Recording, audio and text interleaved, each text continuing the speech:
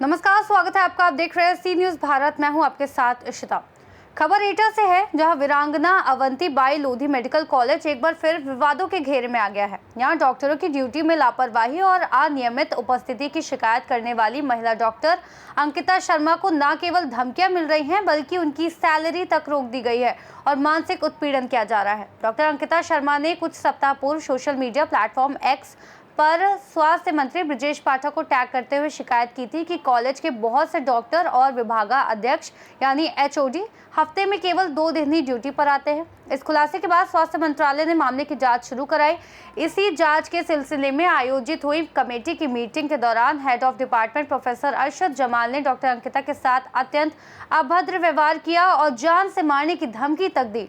Doctor Ankita ने आरोप लगाया कि मीटिंग में वह रिकॉर्डिंग की अनुमति और सूचनाओं का लिखित आदान प्रदान चाह रही थी ताकि पारदर्शिता बनी रहे, लेकिन इस पर प्रोफेसर जमाल भड़क उठे और उन्होंने महिला डॉक्टर की मर्यादा को तार-तार करते हुए गाली गलौज की तथा दफ्तर से बाहर निकाल दिया।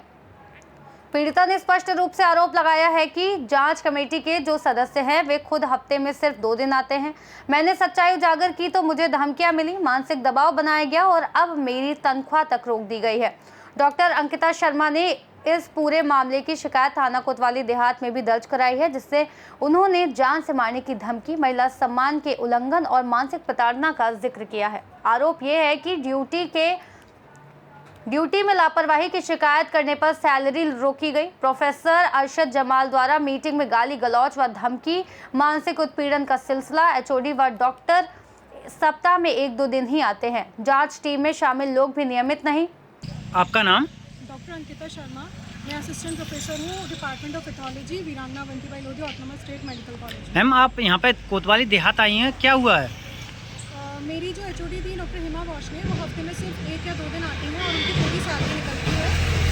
और इस वजह से जिस लैब की मैं इंचार्ज हूँ, वहाँ पे मरीजों को दिक्कत हो रही थी, तो मरीजों ने शिकायत की थी मुझसे, जिसके लिए मैंने लिखित में एक लेटर लिखा था प्रिंसिपल मैडम को और हायर अथॉरिटीज़ को।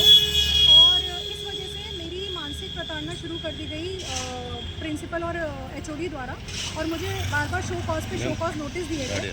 जब शो कॉज नोटिस दिए गए तो उसके बाद ये हुआ कि मेरी सैलरी जून महीने की रोक दी। मैंने ट्विटर पे डाल दी ये चीज़, जब उन्होंने मेरी जून महीने की सैलरी बिना कुछ बताए, बिना कुछ इन्फॉर्म किए मुझे ऐसे रोक दी, तो मैंने पहले अपनी प्रिंसिपल मैडम और सबको इन्फॉर्म किया, हायर अथॉरिटीज़ को, फिर मैंने ट्विटर पे डाला।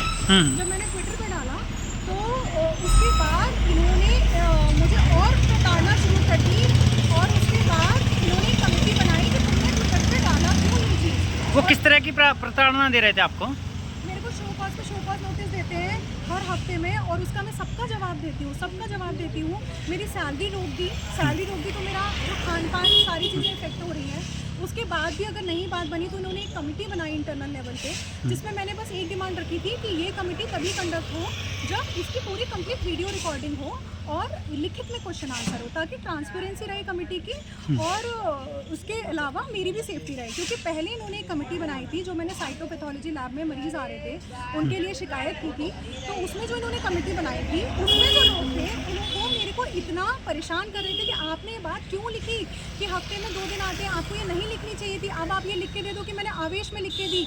और मरीजों की रिपोर्ट नहीं निकली है, मरीजों की जो भी प्रॉब्लम है उन पर उनका कोई भी फोकस नहीं था। उनका बस यही फोकस था कि आपने ये बात क्यों उठाई कि हफ्ते में 1 या 2 दिन आ रहे हैं डॉक्टर्स और पूरी सैलरी उठा रहे हैं। और इस वजह से जो मेरे इंटर्न्स थे, जो मेरा नर्सिंग स्टाफ था, जब मैं वहाँ से चली गई तो उनको प्रेशर बनाया कि आप लिख के दो कि डॉक्टर अंकिता ने ज़बरदस्ती मरीजों से कंप्लेन लिखाई है और ऐसा कुछ नहीं है कि डॉक्टर 2 दिन आते हैं, डॉक्टर तो डेली आते हैं। उन्होंने नहीं लिख के दी तो उनकी कंप्लेन 4-5 बार फाड़ी उनके सामने और डस्टबिन में फेंकी।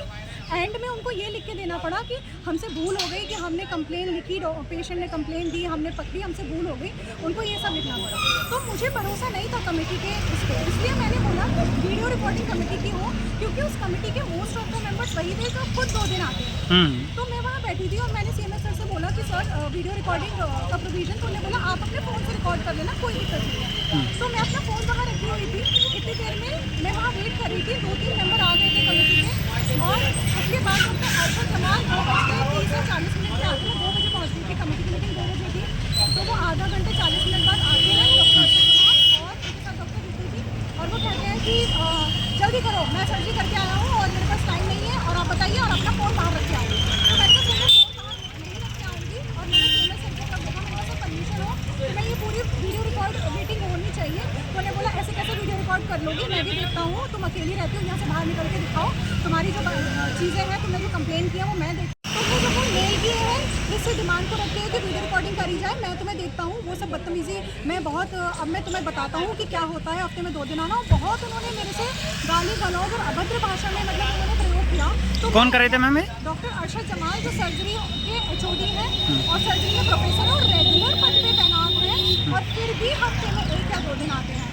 तो फिर उसके बाद मैंने कहा सर आप सीनियर हैं लेकिन आप तमीज़ से बात कीजिए, ये कोई तरीका नहीं होता किसी वुमेन से बात करने का। फिर भी वो नहीं माने, कहते गेट आउट करके बहुत तेज चिल्लाने लगे। तो मैं वहाँ से उठी और मैं वहाँ बाहर तक आ गई और मैं बाहर आके सीधे मैं यहाँ पुलिस थाने आ गई क्योंकि मुझे समझ नहीं आ रहा था मैं क्या करूँ। मुझे लगता है कि ये जो मैंने मुद्दा उठाया है हफ्ते में 2 दिन आने वालों का और इस पर प्रिंसिपल मैडम का भी कोई रिएक्शन नहीं है और ये सब मिलके मतलब मेरे पीछे पड़ गए हैं। तो मुझे ऐसा लगता है भविष्य में मेरे साथ कोई भी अनहोनी घटना हो सकती है और उसका जिम्मेदार कौन होगा। अच्छा, इसलिए आप कोतवाली देहात आई हैं? जी, मैं यहाँ मेडिकल कॉलेज कैंपस में रहती हूँ, मेरी डेली बायोमेट्रिक लगती है, मैं डेली कॉलेज जाती हूँ, मैं इतना काम करती हूँ, सारा चीज़ रिकॉर्डेड है, सारा चीज़ जो है मतलब ऑन रिकॉर्ड है। फिर भी मेरी जून की सैलरी मुझे बिना बताए बिना नोटिस दिए रोकी गई और इस चीज़ की किसी को चिंता नहीं है कि लोग 2 दिन आ रहे हैं, उनसे कुछ नहीं पूछा जा रहा। सारी सवाल जवाब मुझसे हो रहे हैं कि तुमने ये लिख के क्यों दिया कि 2 दिन आ रहे हैं लोग। मैम, क्या आपकी जान को भी खतरा है? मुझे बिल्कुल, अगर भविष्य में कोई भी अनहोनी घटना मेरे साथ हो सकती है क्योंकि मैंने एक बहुत सीरियस मुद्दा है, एक करप्शन का उठा लिया है। जिस तरह से आज कमेटी में मेरे साथ बर्ताव हुआ है, डॉक्टर अरशद जमाल ने मुझे बदतमीजी अवज्ञा की है उन्होंने और मैं वहाँ पे अकेली थी और मैंने उनको रोकने की कोशिश की, आप प्लीज़ ऐसे मत बोलिए, फिर भी वो नहीं माने। तो मुझे ऐसा लगता है और इस पर किसी का कोई भी रिएक्शन नहीं था, किसी ने उनको नहीं रोका और अंदर प्रिंसिपल मैडम अंदर अपने ऑफिस में बैठी थी, आवाज़ वहाँ तक भी गई होगी, बहुत तेज चिल्लाने की आवाज़ आ रही थी उनके, फिर भी किसी ने उनको नहीं रोका। क्या आपने प्रिंसिपल मैडम को बोला ये सब? मैं कैसे बोलूँ, मैं इतनी शिकायतें प्रिंसिपल मैडम को लिख चुकी हूँ पर उनका किसी भी शिकायत पे कोई रिएक्शन नहीं आया है, मैं कैसे किसको बोलूँ। तो आखिर आप अपनी जान की सुरक्षा के लिए कोतवाली देहात आई हैं? जी, एटा से सी न्यूज़ संवाददाता लखन यादव की रिपोर्ट। देखा जाए तो ये मामला अब महिला अधिकार, सरकारी स्वास्थ्य सेवाओं की निष्क्रियता और बदले की मानसिकता से किए जा रहे उत्पीड़न का गंभीर उदाहरण बन चुका है। जनता और कर्मचारी संगठन मांग कर रहे हैं कि स्वास्थ्य मंत्री ब्रजेश पाठक स्वयं इस मामले में हस्तक्षेप करें और दोषियों के विरुद्ध कड़ी कार्रवाई हो। इस खास रिपोर्ट में फिलहाल इतना ही। देश और दुनिया की तमाम बड़ी जानकारियों के लिए देखते रहिए सी न्यूज़ भारत।